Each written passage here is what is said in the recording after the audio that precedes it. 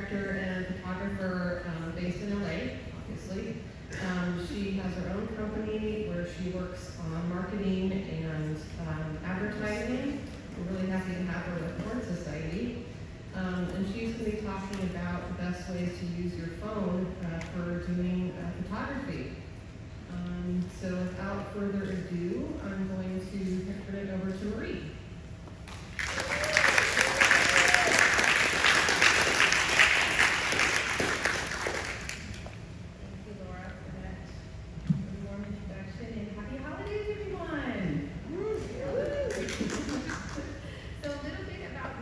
I grew up in Puerto Rico, and I came to the United States to go to college, and I made my way to, okay, here we go.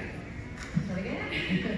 So I grew up in Puerto Rico, and came to the United States to go to college, and made my way to Los Angeles after grad school, where I made a career as an art director and as a photographer. I worked for ad agencies, I worked for media companies, and more recently, I moved into the environmental industry, where I have been working on some really cool projects that bring people closer to nature. One of those roles was as creative director for the Puerto Rico Foundation, and that was really exciting because I got to work on one of my favorite projects, which was the Native Plant Garden Tour. So, as a photographer and as an art director, my job is telling stories with images, and I'm really excited to show some of that to you with you guys tonight. So, a few years ago, I had an opportunity to shoot the Late Mountain Gold for the Los Angeles Times, and working up to the photo shoot, I knew exactly what I wanted to do conceptually, I knew exactly what I wanted to do technically, but I was kind of like shivering, just thinking to myself, what am I going to talk to Jonathan Gold? As you may remember, he was a foodie, and frankly, I definitely wasn't. So one of the things that I've learned doing portrait photography is that a little conversation can go a long way at getting your subject at ease, and making a connection can make or break a shot. Luckily, Jonathan and I commiserated over his daughter's college admission, so we actually had a really good shoot. Now, another thing that I've learned is that taking pictures of plants is actually not very different. Getting a good shot is also about making a connection. Whether you guys are in the privacy of your backyard or you're out in a public space, like when I shot these western dogwoods on a hike in Yosemite, use your plants as your muse. Don't shoot what it looks like, shoot what it feels like. Ask yourself, what does it feel like to be touched by the breeze? To be low to the ground? To be a 1-inch universe? To have a soft protective layer that holds on to every little bit of moisture so it can survive in the harshest conditions? What does it feel like to share space with other plants?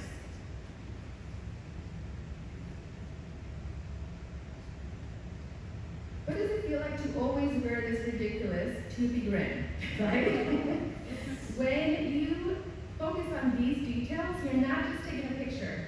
You're actually telling the story of your plant's personality and also their place in the world. So my hope is that tonight, by the time that we're done, you guys are going to walk away with 8 solid tips and some fresh ideas on how to make the most out of this camera, the one that you keep on your back pocket like I do, and sometimes make phone calls with, right? So a quick show of hands. How many of you have iPhones? Oh, that's a pretty good number. How about Androids? Is anybody using anything else? Oh yeah, there's one over here. All right, so a little housekeeping before we get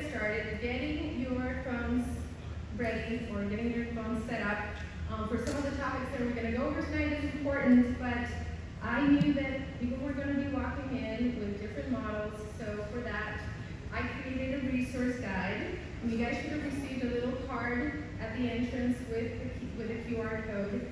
So download it later on your own time. And during the presentation, you guys are going to see that logo that is at the top. Let me see if I can see this up. There we go. So during my presentation, whenever you see this logo, that is going to mean that those are the topics that are require some technical setup. Another thing is, so it looks like this, and it is a side-by-side, step-by-step for instructions for most iPhones and most Androids, but technology changes all the time, so I would say on the guide I also included some links so you can get to the latest and greatest. Okay, so another thing is that during my presentation, 99% of the shots were shot with my iPhone 13 Max Pro and my old iPhone SE. Alright, so where were we? Yes, getting your settings right is just the beginning. I would say that getting great shots is 1 part technical and 3 parts creativity. And since today we're going to be together for a little short time, I'm going to go over some technical details on how to get the best quality shots out of your phone and some tips on composition, storytelling, and timing. So let's get this party started. All right. Before you do anything else, clean your lens. See, these guys are being handheld all day long, so they get really dirty. Like, honestly, chances are that whatever you guys picked up over there on the welcome table is smeared all over your lens. Okay? So, one thing that I do is that I usually carry a lens cloth with me. Sometimes I even have my little spritzer, and with that, I clean my lens, and your photos are going to thank you for it. Here is another example of 2 shots that were taken side by side, so a salvia. And the one on the left, I had cleaned my lens. The one on the right, that one, I literally just took my clean thumb and I ran my finger over it. So that is the difference between having a clean lens and not, and it's really easy to get dirty. So unless you really like that Greta Garbo kind of Vaseline look on your shots, which might be a good thing, always carry a t-shirt or something that you can wipe your lens with. Another thing is turn up your screen brightness. The other day I was walking around Descanso Gardens. I had my phone, it was set up on a tripod, and this woman came up to me in a full panic, asking me if I could help her because her phone screen was black, even though she knew that it was on. I took over her phone and took a quick look, and what she had actually set her phone to was very dark screen so that she could save battery. Now we've all been, right? I mean, we all want to stretch our batteries as much as we possibly can, but when you're out in bright daylight or taking pictures, you want to put your screen all the way up. Alright. Okay, now that we can see our screens, let's get into giving our pictures some life. If you want sharper, more detailed shots, you are going to want to set up your camera to the highest resolution possible. Now this is going to be really important if you're planning on blowing up your pictures or cropping into them without losing any quality. If your phone supports it, shoot RAW. Now what is a RAW file? Do you guys remember these from the analog days? Does anybody? Come on. Well, these negatives, usually a RAW file is described as a digital negative because just like these film negatives, it contains all the uncompressed image data that was captured by your phone's sensor. To bring your pictures, like ones that you shoot RAW, to their full potential, you're going to want to process them with software like Photoshop or Instagram, or even you can use the RAW processors that are on your phone. They work pretty well. Those are going to give you control over things like exposure and sharpness, which is going to allow you to work on your image so that at the end you actually get the image that you imagined from the very beginning. Now, keep in mind though that high resolution files are going to take a little bit more room on your phone, so it's a little bit of a give and take between the size of your files or the quality of your files and the room that you have in your device.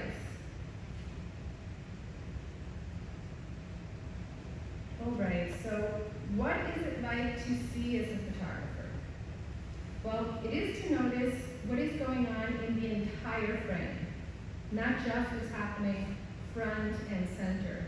Last summer, my husband and his family, we went out to the Sequoia National Park, and we were surrounded by some of the largest trees on earth, and it was honestly just an amazing experience trying to capture what it felt like to walk under these giant trees and just see the sun just trickling through the canopy and spilling down onto the forest floor below. And normally, I would obsess over what cameras I was going to take with me. My husband knows I'll typically want to just pack like 2 bodies, maybe a few lenses. But in this case, I actually just took my iPhone with me because I wanted to be present. I wanted to just be able to look around and take in everything that was going on around us. But I also wanted to be able to decide exactly how I wanted to capture it. And as you frame your shots, I'd like for you to ask yourself, what is the one thing that makes this photo stand out? For instance, here to the left, I really wanted to capture what it felt like to be dwarfed by these trees. So I shot up into the canopy just so that I could give that sense of scale. And on the second shot, I really wanted to bring the viewer down on my hike with me. So I wanted them to just like come down the trail, and by using a diagonal line, I was able to convey that sense of movement. Now on the third shot, I really wanted to convey that sense of depth. So sometimes when you focus on some aspects of your shot but have others blurred out, it really kind of gives that sense to the viewer that the closer they look, they're going to discover something new. And these are the details, when you really focus on them, that make a good shot into a great one.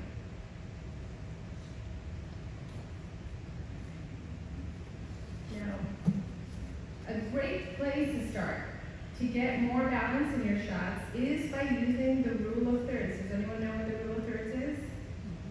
I'm sure we've all looked at it before. So the rule of thirds is like the tic-tac-toe of photography. Just imagine yourself, you have a grid like this one, where it's divided with 2 lines that are running horizontally and 2 lines that are running vertically, dividing up your shot in 9 equal parts.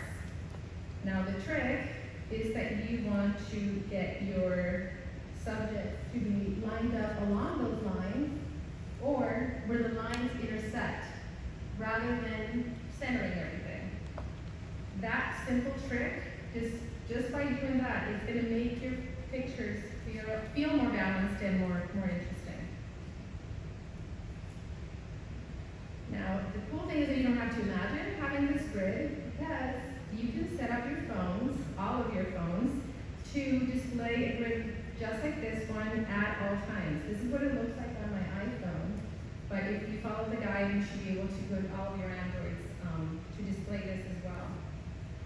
And what is really interesting about this feature, having this on your phone, is because it helps you improve your framing kind of instantly, because it gives you a visual guide on where to place your subject. For example, on this first photo, I was photographing this zinnia and everything was kind of centered. So I figured, okay, so I'm just going to have this hover fly over in the top quadrant. And on the second shot, I was photographing these goldenrods and wanted to really focus on the bumblebee, and likewise just wanted to offset it from the center, so I had it on the lower quadrant. And the last one, these feathery grasses, just looked absolutely amazing. So I wanted to get the sun peeking through the blaze on the top quadrant. So once again, just having this visual guide is just an instant way of helping you frame your photos and make them look more interesting. All right, so one of my favorite things about using smartphones for photography is its small size. Because it just allows you to just do a lot more interesting shots than you normally would with a bigger camera.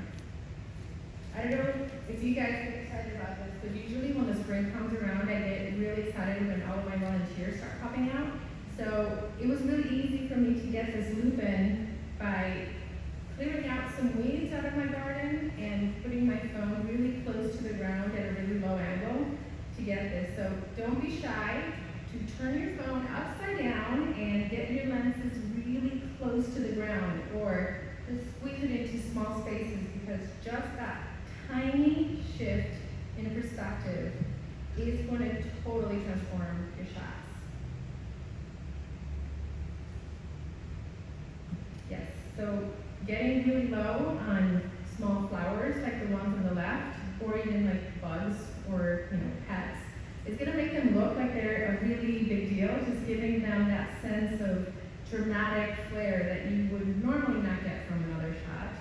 On this second shot, this was a romancia, so it was Angel's Trumpet, in which I carefully just placed my phone inside of the hanging flower, which allowed me to get this point of view that you normally wouldn't get. It's usually something that is not visible. And this last shot was really interesting because, of course, if your phone supports it, and most of the newer models will have a macro mode. When I first took this shot, I was just very excited because I love like the colors and the textures. But then when I got back home, I was like, wow, this is really, really cool that I was able to get this cactus next to the euphorbia, because even though they're completely different families, they both use very similar survival strategies. It was really cool to see that one had the spines and one had the thorns. Again, just not being different families, and that's how they usually just hold on to moisture and can survive in really tough conditions. So again, it's when you shoot with the macro mode, you can also come home after the fact and discover a lot of things that you didn't see while you were shooting. All right, so we talked a little bit about how or where to place our subject. Now, let's talk a little bit about what happens behind it. I'm going to talk a little bit about depth of field and portrait mode. So I got this gift from actually someone who's here in the audience. And I was trying to get a really good picture of my amaryllis, but I just felt like the background was really busy and it really wasn't telling a lot of the story. That really had nothing, it really didn't have to add anything to the portrait. So I wanted to find a way to simplify the background. And simplifying the background is a really easy way that you can just have make your subject pop and having an uncluttered background. So you can see that's usually called depth of field in traditional photography. And again, it just gives you the opportunity to just have your subject really pop. Now the really cool thing is, I don't know if you've already tried this with your camera, but there is this mode in our cameras that is called portrait mode that mimics those more advanced camera techniques that we have on our bigger DSLRs. And now different cameras are going to have different strategies to create this effect, but this is how it works on the iPhone. On the left hand side, you're going to see how I pressed my finger to my screen and I got that desert mallow to be in focus. And what the camera does is that it just defines everything that is around what you're pressing and making it focus, and then it just blurs everything else. Over to the right, you can see the same image, but without the effect on it.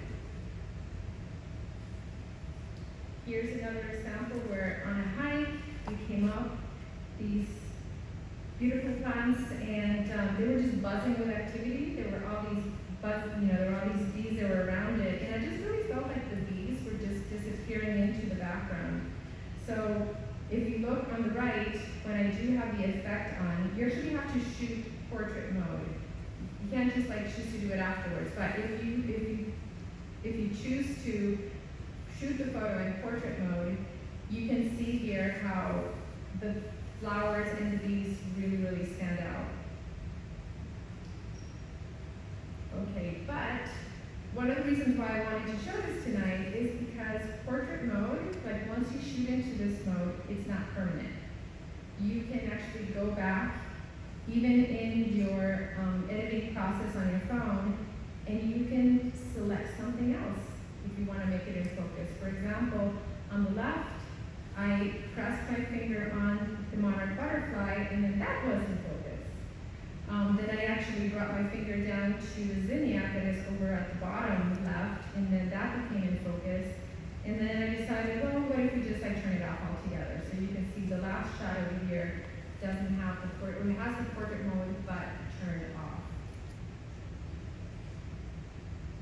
So once again, I just really recommend that you play around with this one because it has some really cool dramatic effects as well. Okay, so another way to get high quality shots from your phone is by using the native lenses that come with it.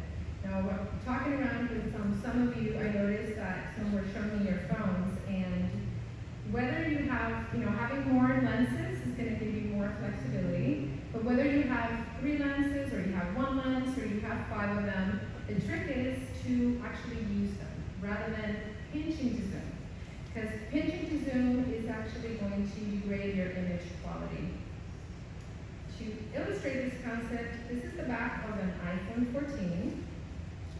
And as you can see, the top telephoto lens, that one will bring your subjects a lot closer to you.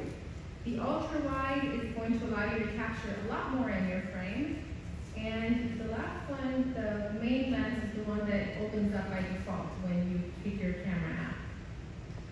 The key is, when you're shooting, is to pick the right lens for what you are shooting, because this is going to give you sharper and more dynamic shots. Let me explain why. All right, so the sensor that is inside our phones is really tiny. It's actually a lot smaller than those that we have on our DSLRs and our professional cameras.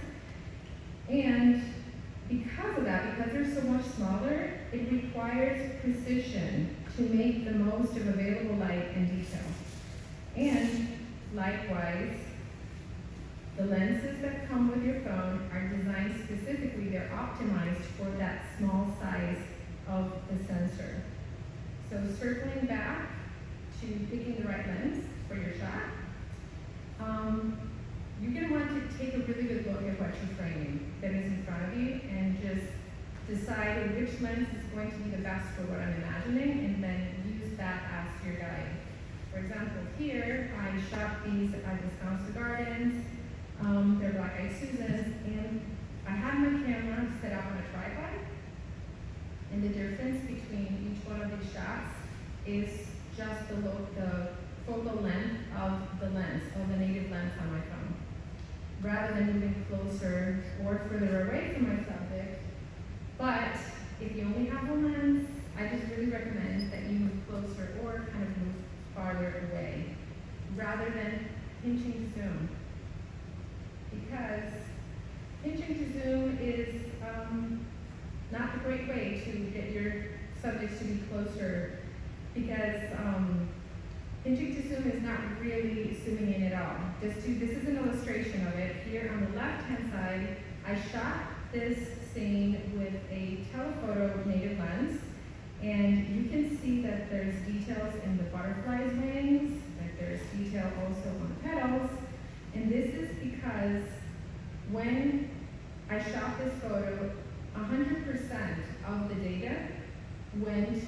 to the sensor, 100% of it.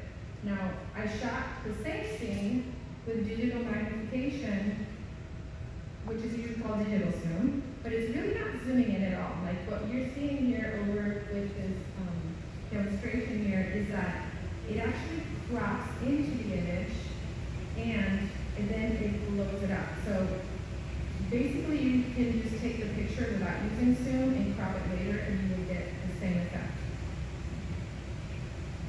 Lastly, I'm just going to show you back to back, like these same images. And on the left, you can still see that the monarch's antenna looks very, very clear, as well as like all of the detail that you're seeing on the wings and also on the petals. And over to the right is just one big hot mess. I don't know if it's very clear over here to the right, but it is very blurry and it has very little detail. So instead of pinching to zoom, guys, I'm just proposing that you either move closer or you use the native lenses.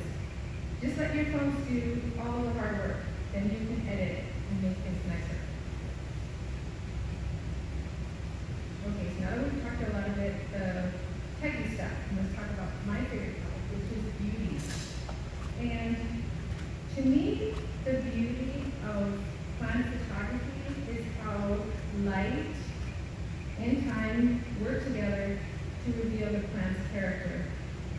I'm sure that you guys have all heard that the best time of day to shoot is during the golden hour, which is that magical light that you get right after sunrise and before sunset.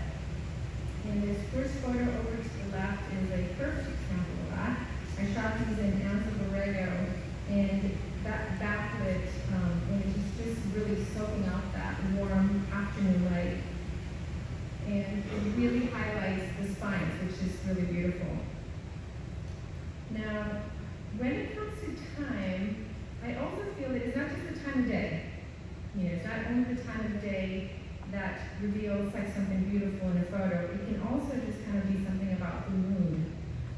And this second shot is a Matilda poppy leaf that I shot right after a spring rain, and there was something about those droplets just sitting on the leaf that just gave this quiet moment a very kind of like clean and fresh look to it. Now, nothing says end of summer better than that beautiful patchwork of creamy whites and reds, right, of the California buckwheat. To me, that's always signals the end of summer, and it's absolutely beautiful. All right, but photography is not just about like freezing one moment in time.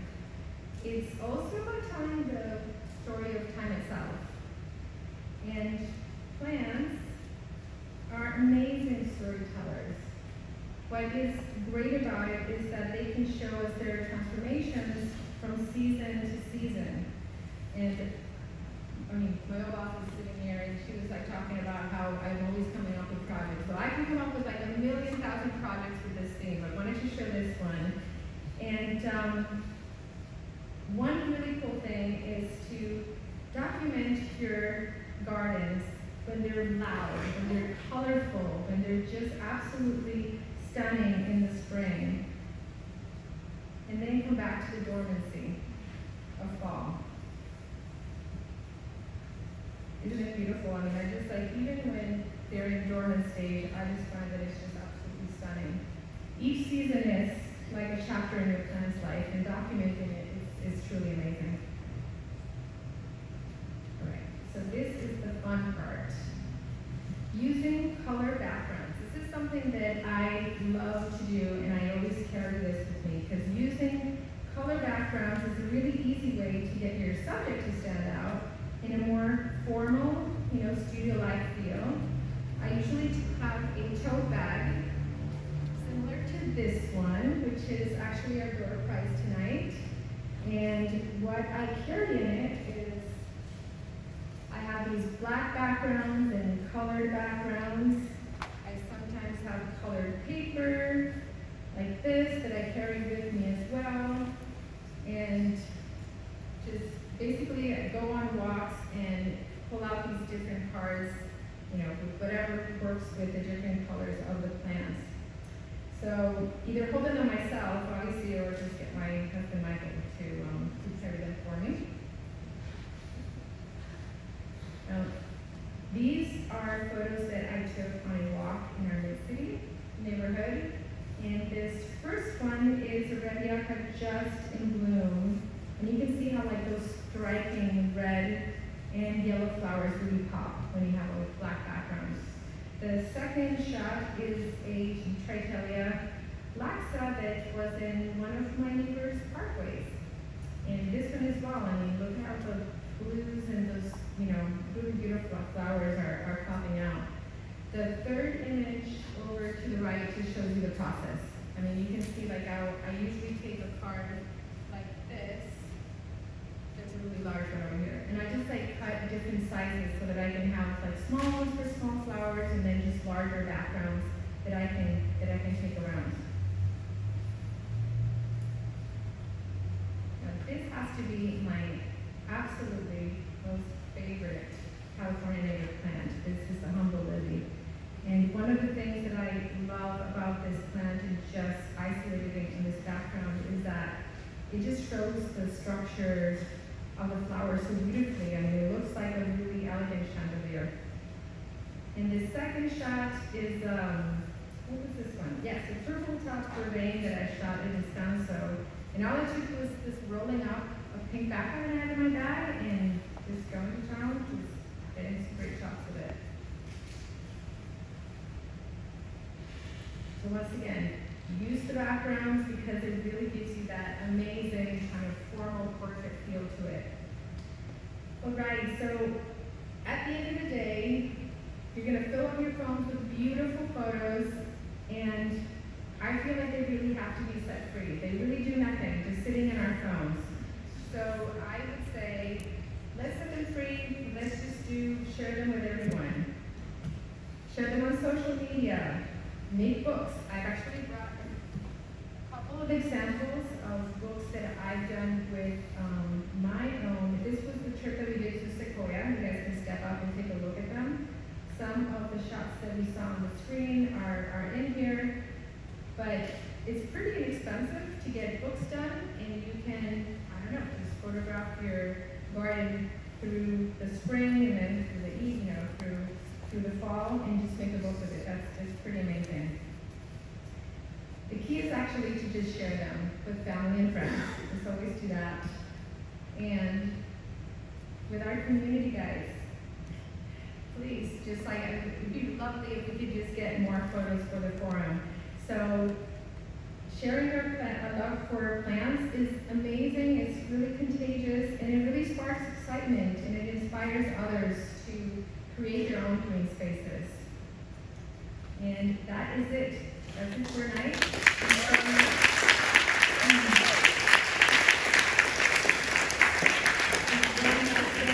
The most important thing is what's behind the camera, and that is you guys. So thank you so much.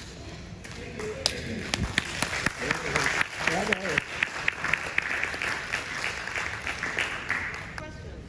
Any questions? Alexis will bring a microphone to you. Really, thank you. Awesome presentation. Yeah, I have a question about zooming in and out, focal length. You discussed that in terms of framing, how much of the subject to frame, whether to zoom in or out, or which lens to use. But what about making that decision based on whether, for instance, what I often do is I often stand from the back and zoom in, so I feel like I have less distortion in the proportions of the subject. I'm sorry, I missed that part more. Less distortion? If I have more wide angle, I feel often like the subject is distorted. Right. And in proportion, not down in resolution. So sometimes I'll zoom out, but I'll stand, or I'll zoom in, but I'll stand further back, compensate. And I feel like that, it shot. You, No, that's actually perfect. I think that, right or wrong? no, there's nothing wrong. I think the perfect combination is to set your, if you have storage in your phone, is to set your camera to shoot raw, because that's going to give you the highest resolution possible. And then, yeah, use your telephoto lens, the one that comes with your phone, and that is going to give you the best. I mean, that's going to be the best quality that you're going to get for that particular shot. Having that combination is going to make it better. I understand that you're on an Android, and Androids, as much as I love my iPhones, apparently have availability. So you have like a winning combination there. So I would say using the telephoto is like a perfect way of probably keeping your distance, and also when you use wide, it does create a little bit of distortion, so that's a choice. I mean, it is a creative choice whether you want to put more in the frame or want to, just crop it in. Okay, thanks. So that's perfect fun.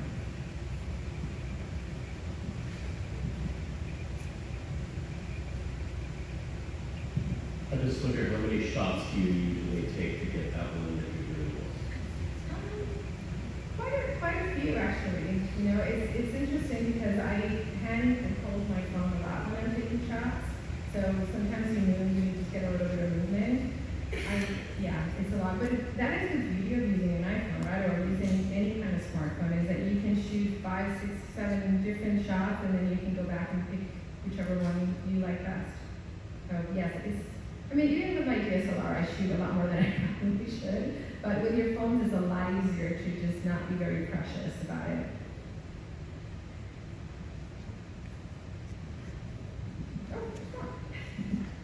I like to use a time delay. I often use a time delay. If I hold the camera with two hands and hit the button, if I find something and I'm close to it, and I use my other hand to hit the shot button, sometimes it's blurred and no light. So I use a 1 or 2 second delay so that I can, after I hit the button, I can hold the camera with both hands. It's a little bit steadier and I get a sharper picture. That's sure a good technique, actually. Thank you for sharing that with everybody, because somebody else might want to try that. I know you mentioned shooting at golden hour, but just curious about other times of day and the sun being so harsh here in Southern California. And should you get out there in the morning as well, or just for general garden shots? What's best? It's interesting that you asked that, because I was thinking of bringing some light modifiers with me, but I was like, no, it's probably going to be a little too technical. You can get light modifiers, which basically is like a white screen. And if you hold that, it will give you softer light. And that's, they sell them on all different sizes. I can probably just kind of show you one on my phone, but you can roll them up in your bags, because sometimes you can just fold them up and just keep them in your backpack or anything, and then they just fold up. Even the smallest size, it's just basically a screen that you can hold up, because they're sturdy. You can hold up with one hand and use your phone to just shoot the photo, and you don't get that harsh, light that you get at noon. So you can soften those shadows. I would love to show you some, I'll walk over a little bit.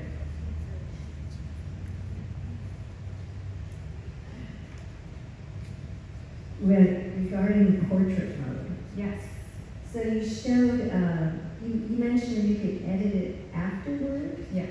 So once you shoot it in portrait mode, you're editing it, and it still has all the same features Yes. that portrait mode has? Yes, no, it's pretty amazing, and there's a whole lot more. I really, really recommend that you guys use the guide that I have as a download, because there is a link there, especially for, I think you have an iPhone, correct? So if you go to that link, it's going to show you, in portrait mode you can do a lot. You can change the light mode, like you can do portrait mode in black and white, portrait mode with studio light. It has like so many options, it's pretty crazy. But once you shoot the photo in portrait mode, you can always go back and spend hours playing with it. Seriously, it's actually really fun. And then my old iPhone only has 2 lenses. And that's, So pretty what are hard. they? What are those? I can take a quick look. Yeah, so if there are two lenses, use one or the other for the older phones. I did see the iPhone 16 came out, it also has two lenses, so I have a feeling that the new technology is using different type of technology than the older phones did. They might be doing something a little different that doesn't require using the lenses themselves, but, you know, so strictly speaking.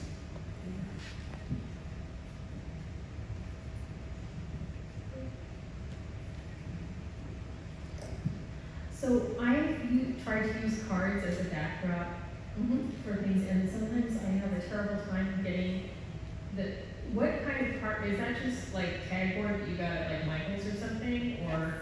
Yes. Okay. So the one thing is when you're using the backgrounds, you sometimes have to tilt them a little bit because the sun is going to be hitting them. And so then you get have a that paper black texture, card. right? You want to just angle it so you get a pure black, because if it's hitting the sun, you're going to get a gray. You know what I mean? You have to play a little bit around with it, but yeah, just, you know, if you want to, I have a really large from here. You can take a look. It's just I don't know, poster board is like a quarter of an inch thick. Thank you. Yeah.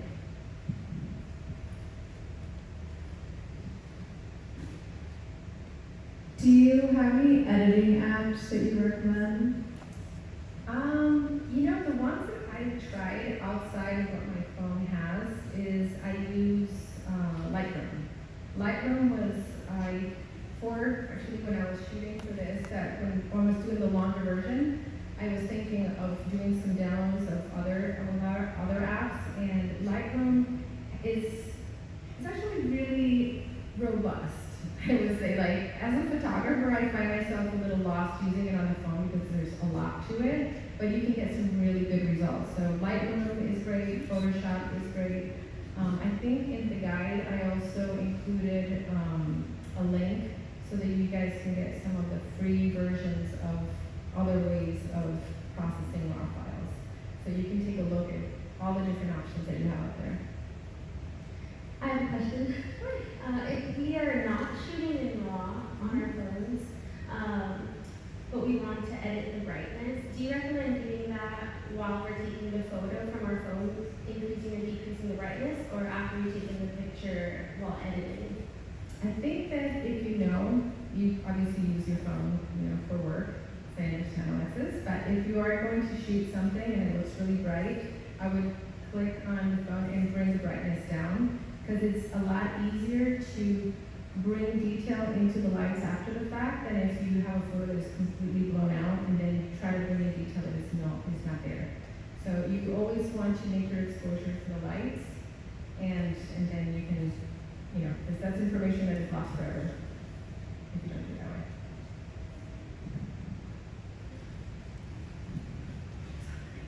I have a question on the shooting in the RAW. Are you saying we can do that adjustment on our iPhone? When you're shooting RAW? To shoot in RAW. Yes. So, Go to settings. to the settings. Yes, you can go to the settings camera, and then when you go into camera, it's going to give you the option. You know what? Actually, do you want me to? It's. I checked it and see RAW. I'll show you. I'll show you where it is. Yeah, we'll just do it after the fact. I'll come over and show you where it's at. Or you can just do a little run through the menus. Marie will still be here for questions and demonstrations. So, but thank you, that was super great, and make sure everybody gets, the cards that you gave out. And so if anybody wants to tag your wonderful new photos, talk to Alexis and we'll get them, into our SCHS feed. Thank you everybody for coming. We still have food to eat and there's still things for sale, so please enjoy the rest of your evening. And